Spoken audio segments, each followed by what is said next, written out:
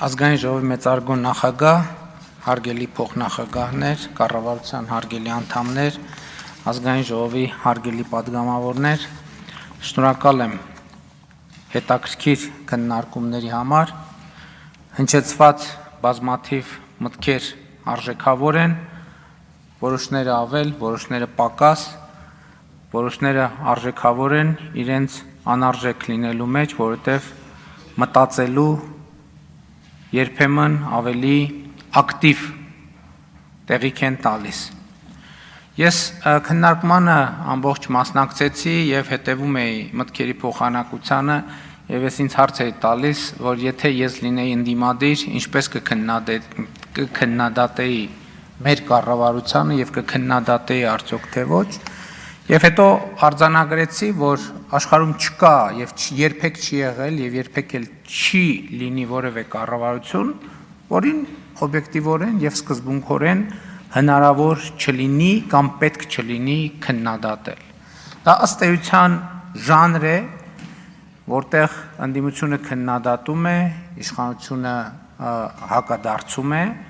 որը շատ կարևոր ժանր է, հատկապես ժողովրդավարական երկրներում, որովհետև այդ քննադատության ընթացքում շատ բաների մասին կրկին մտածելու, վերանայելու, անդրադառնալու, եզրակացությունների գալու հնարավորություն է ստեղծվում, եւ այս առումով այս քննարկումը ինձ համար օգտակար էր, որովհետև շատ խոսվեց մեր քաղաքական թիմի կառավարման 7 տարիների մասին, եւ դա լրացուցիչ ազդակ էր, որպեսզի ինքս էլ մտածեմ մեր կառավարման 7 տարիների մասին եւ ես ինքս էլ ելույթներին զուգահեռ մտածեմ իմ վարչապետության 7 տարիների մասին եւ փորձեմ պատասխանել հարցին, գլոբալ հարցին, որովհետեւ գիտեք դետալների մեջ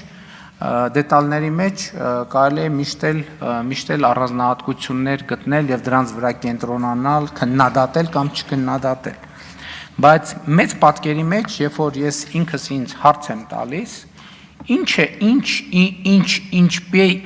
ինչպիսին էր վիճակը 2018 թվականի հունիսին եւ ինչպիսին է վիճակը 2025 թվականի հունիսին, ինչպիսին է ես 2018 թվականի հունիսին եւ ինչպիսին եմ ես 2025 թվականի հունիսին։ Երբ որ եւ այս հարցը ինքս ինձ հետ մենակ մնալով անկեղծորեն, որովհետեւ ուրիշների առաջ խոսել մի բան է, ինքդ քեզ հետ խոսել այլ բան է, որովհետեւ ուրիշների հետ խոսալիս կարելի է ինչ որ բան չհիշատակել, բայց ինքդ քեզ հետ խոսելիս հնարավոր չէ որևէ բան չհիշատակել, որովհետև այդ ամբողջը հիշատակված է։ Եվ հիմա ուզում եմ հետևյալը խոսել, երբ որ ես մտածում եմ իմ մասին 2018 թվականի հունիսին, երբ որ ես նոր Հայաստանի Հանրապետության վարչապետ դարձա, ընտրվեցի, շատ արագ ես ինքս ինձ համար արձանագրեցի, որ ես Հայաստանի Հանրապետության վարչապետ եմ պայմանականորեն եւ ես ավելի շատ ֆորպոստի վարչապետ եմ։ 2025 թվականի հունիսին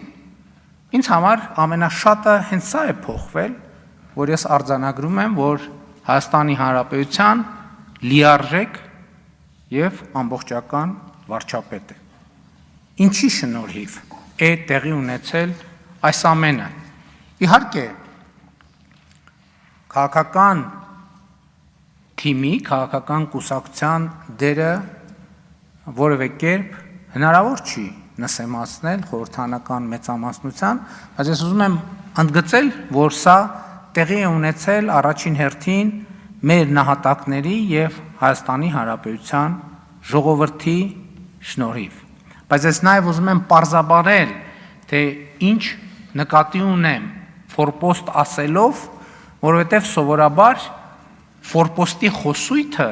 մեր իրականության մեջ ներմուծվել է կապակցված մի կոնկրետ երկրի հետ, բայց շուտով ես ինքս ինձ համար միայն վարչապետի պաշտոնում արձանագրել եմ, որ դա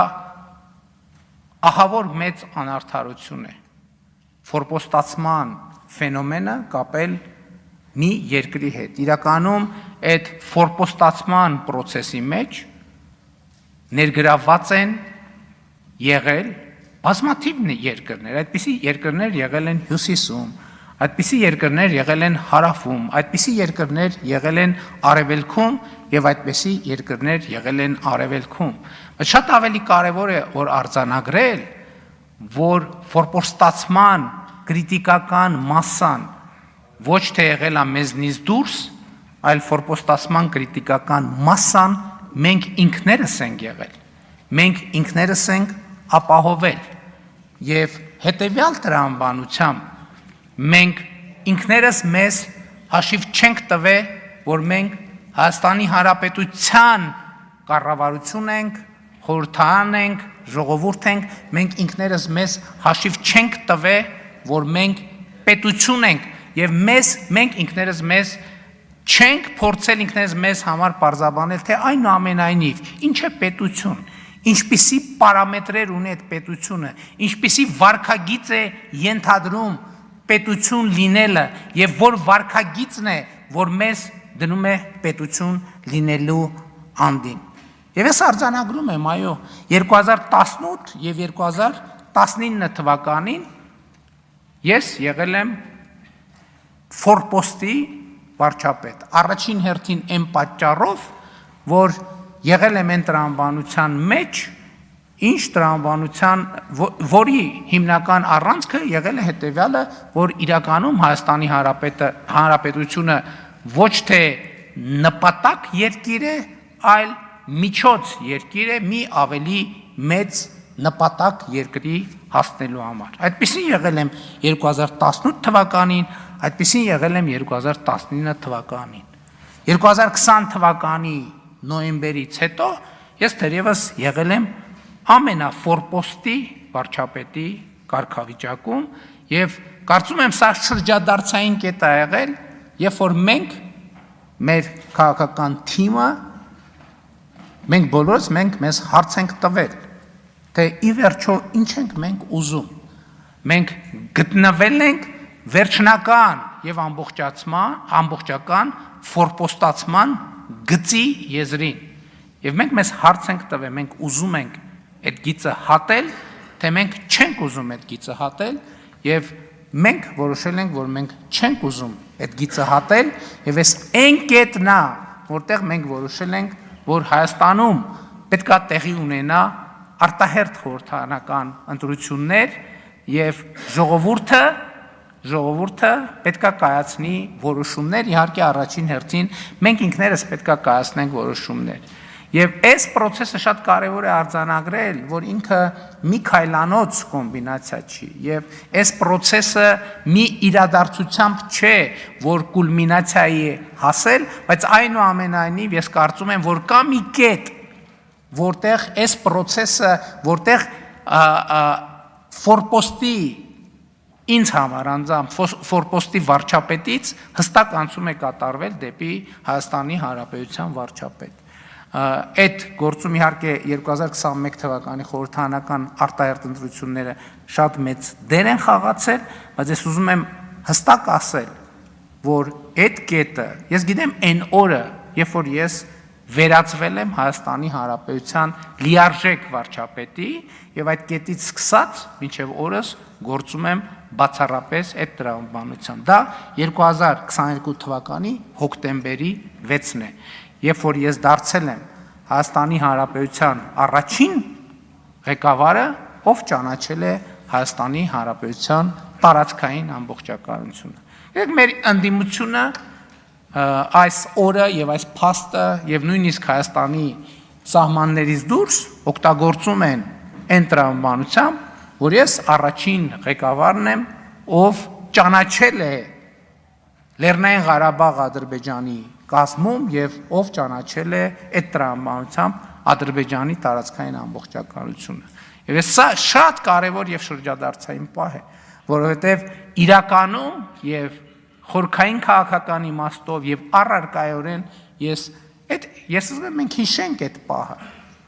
Այդ մի ժամանակներ էր, երբ որ մենք արձանագրեցինք, որ նույնիսկ մեր ամենամոտ գործընկերները փաստորեն, եւ դա երևաց, դա ոչ թե տեսական թեզ էր, այլ պրակտիկ նշանակություն ունեցող միջավայր եւ իրավիճակ, երբ որ մեր նույնիսկ ամենամոտ երկրները մեր երկրի Հայաստանի Հանրապետության տարածքային ամբողջականությունը չեն ճանաչում։ Եվ սա մեզ համար շատ սթափեցնող մի բան էր։ Հենց այդ պահին էր, որ մենք ինքներս մեզ ստիպված էինք հարց տալ, բայց մի րոպե, մենք ինքներս Հայաստանի Հանրապետության տարածքային ամբողջականությունը ճանաչում ենք, որ մի հատ էլ ուրիշներից ենք նեղանում, որ Հայաստանի Հանրապետության տարածքային ամբողջականությունը չեն ճանաչում։ 2022 թվականի հոկտեմբերի 6-ին ես ճանաչել եմ Հայաստանի Հանրապետության տարածքային ամբողջականությունը, հասկանալով, որ Հայաստանի Հանրապետության տարածքային ամբողջականությունը պարփակված է հարևանների տարածքային ամբողջականությամբ։ Ինձ համար դա է այն կետը, որտեղ